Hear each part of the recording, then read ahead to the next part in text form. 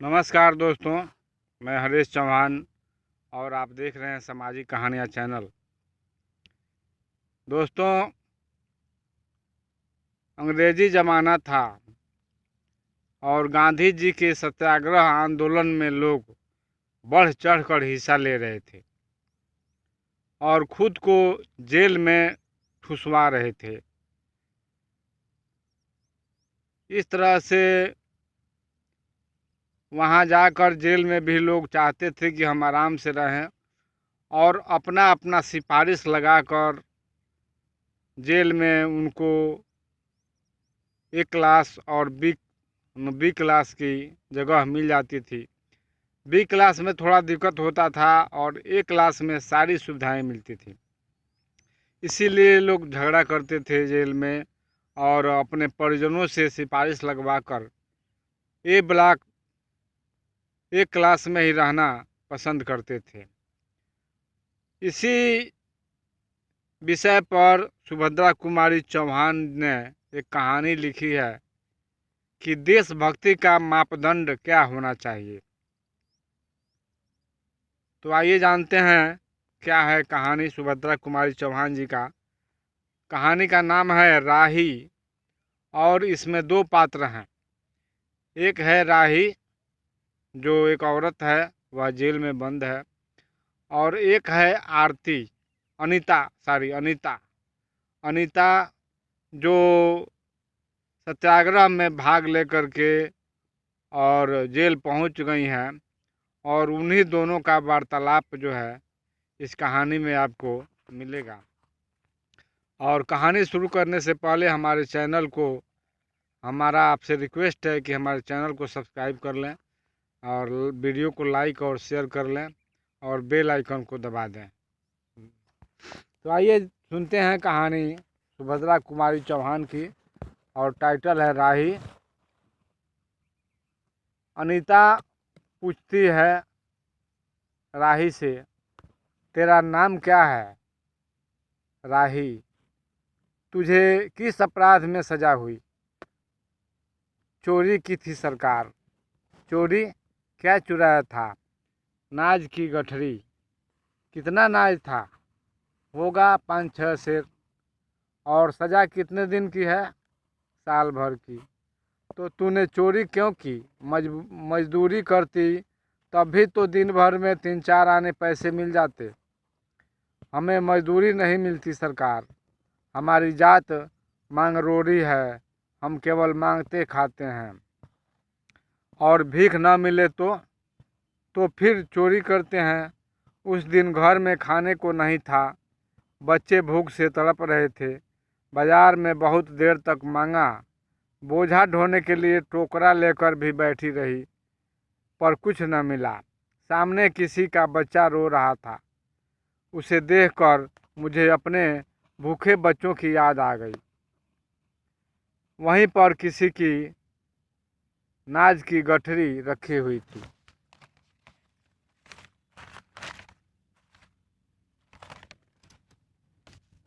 उसे लेकर भागी ही थी कि पुलिस वाले ने पकड़ लिया। अनीता ने एक ठंडी सांस ली, बोली, फिर तूने कहा नहीं कि बच्चे भूखे हैं इसलिए चोरी की? संभव है इस तरह से मजिस्ट्रेट कम सजा देता। हम गरीबों की कोई नहीं सुनता सरकार। बच्चे आए थे कचहरी में, मैंने सब कुछ कहा पर किसी ने नहीं सुना। राही ने कहा, अब तेरे बच्चे किसके पास हैं? उनका बाप है? अनीता ने पूछा। राही की आंखों में आंसू आ गए। वह बोली, उनका बाप मर गया सरकार। जेल में उसे मारा था और वहीं अस्पताल में वह मर गया। अब बच्चों का कोई नहीं है। तो तेरे बच्चों का बाप भी जेल में ही मरा? वह क्यों जेल आया था? अनीता ने प्रश्न किया। उसे तो बिना कसूर के ही पकड़ लिया था सरकार। राही ने कहा, ताड़ी पीने को गया था, 2-4 दोस्त भाई उसके साथ थे। मेरे घर वाले का एक वक्त पुलिस वाले से झगड़ा हो गया था। उसी का बदला उसने लिया। 109 में उसका चालान करके साल भर की सज़ा दिला दी। वहीं वह मर गया। अनीता ने एक दीर्घ निश्वास के साथ कहा, अच्छा जा, अपना काम कर। राही चली गई। अनीता सत्याग्रह करके जेल आई थी।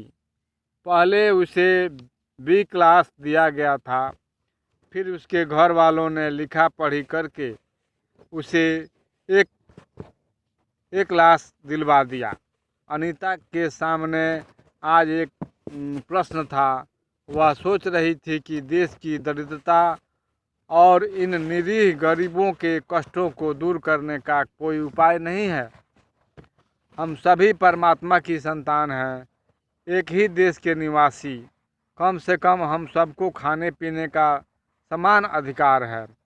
फिर यह क्या बात है कि कुछ लोग तो बहुत आराम से रहते हैं और कुछ लोग पेट के अन्न के लिए चोरी करते हैं।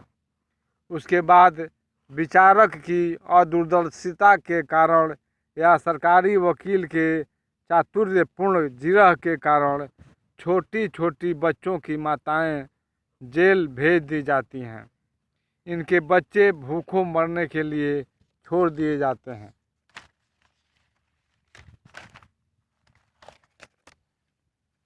एक ओर तो यह कैदी है जो जेल आकर सचमुच जेल जीवन के कष्ट उठाती है, और दूसरी ओर हम हैं, हम लोग जो अपनी देशभक्ति और त्याग का ढिढोरा पीटते हुए जेल आते हैं। हमें आमतौर से दूसरे कैदियों के मुकाबले में अच्छा बर्ताव मिलता है, फिर भी हमें संतोष नहीं होता।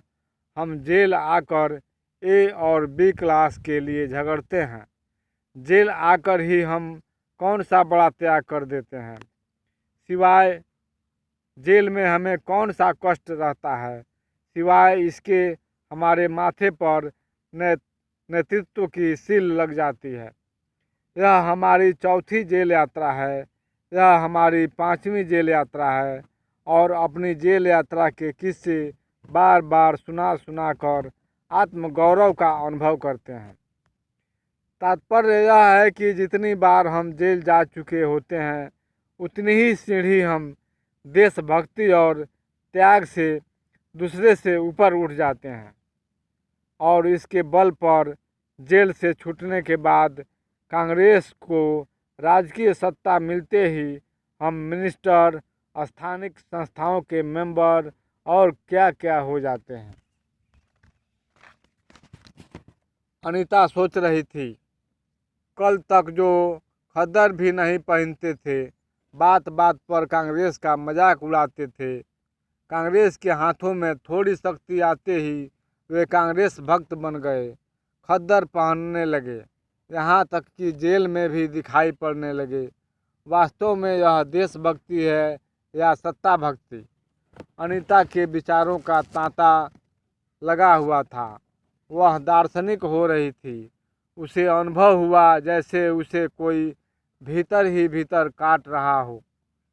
अनीता की विचारावली अनीता को ही खाए जा रही थी। उसे बार बार यह लग रहा था कि उसकी देशभक्ति सच्ची देशभक्ति नहीं, मजाक है। उसे आत्मग्लानि हुई और साथ साथ आत्म अनुभूति भी। अनीता की आत्मा बोल उठी, वास्तव में सच्ची देशभक्ति तो इन गरीबों के कष्ट निवारण में है। ये कोई दूसरे नहीं, हमारी ही भारत माता की संतानें हैं। इन हजारों लाखों भूखे नंगे भाई बहनों की यदि हम कुछ भी सेवा कर सकें, थोड़ा भी कर्तव्य कष्ट निवारण कर सकें, तो सचमुच हमने अपने देश की कुछ सेवा की। हमारा वास्तविक देश तो देहातों में ही है। किसानों की दुर्दशा से हम थोड़े बहुत परिचित हैं, पर इन गरीबों के पास न घर है न द्वार। अशिक्षा और अज्ञान का इतना गहरा पर्दा इनकी आंखों पर है। होश संभालते ही माता पुत्र को और सास बहू को चोरी की शिक्षा देती है और उस पर उनका यह विश्वास कि चोरी करना और भीख मांगना ही उनका काम है, इससे अच्छा जीवन बिताने की कल्पना ही नहीं कर सकते। आज यहाँ डेरा डाल के रहे तो कल दूसरी जगह चोरी की, बचे तो बचे, नहीं तो फिर साल 2 साल के लिए जेल। क्या मानव जीवन का यही लक्ष्य है भी अथवा नहीं? यदि नहीं है तो विचार आदर्श की उच्च सतह पर टिके हुए हमारे जननायकों और युग पुरुषों की हमें क्या आवश्यकता है? इतिहास, धर्म, दर्शन, ज्ञान, विज्ञान का कोई अर्थ नहीं होता, पर जीवन का लक्ष्य है, अवश्य है। संसार की मृग मरीचिका में हम लक्ष्य को भूल जाते हैं। सतह के ऊपर तक पहुंच पाने वाली कुछ एक महान आत्माओं को छोड़कर सारा जन समुदाय संसार में अपने को खोया हुआ पाता है। कर्तव्य अकर्तव्य का उसे ध्यान नहीं, सत्य असत्य की समझ नहीं, अन्यथा मानवता से बढ़कर कौन सा मानव धर्म है?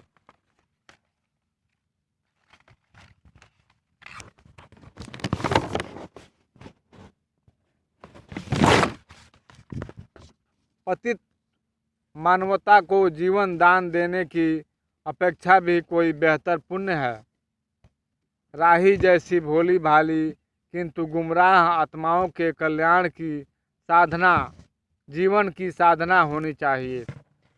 सत्याग्रही की यह प्रथम प्रतिज्ञा क्यों न हो? देशभक्ति का यही मापदंड क्यों न बने? अनीता दिन भर इन्हीं विचारों में डूबी रही। शाम को भी वह कुछ इसी प्रकार सोचते सोचते सो गई। रात में उसने सपना देखा कि जेल से छूटकर वह इन्हीं मांगरोरी लोगों के गांव में पहुंच गई है और वहां उसने छोटा सा आश्रम खोल लिया है।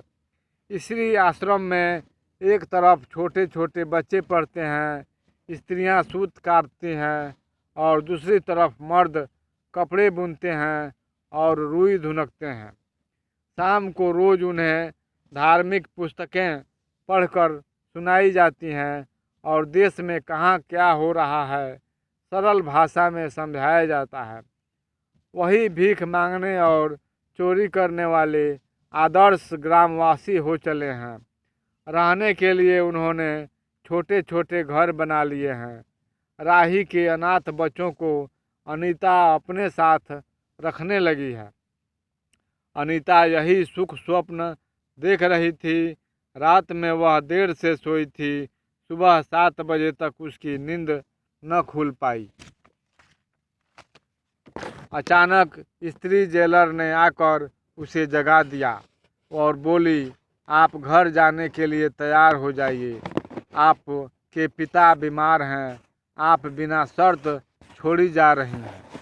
अनीता अपने स्वप्न को सच्चाई में परिवर्तित करने की एक मधुर कल्पना लेकर घर चली गई।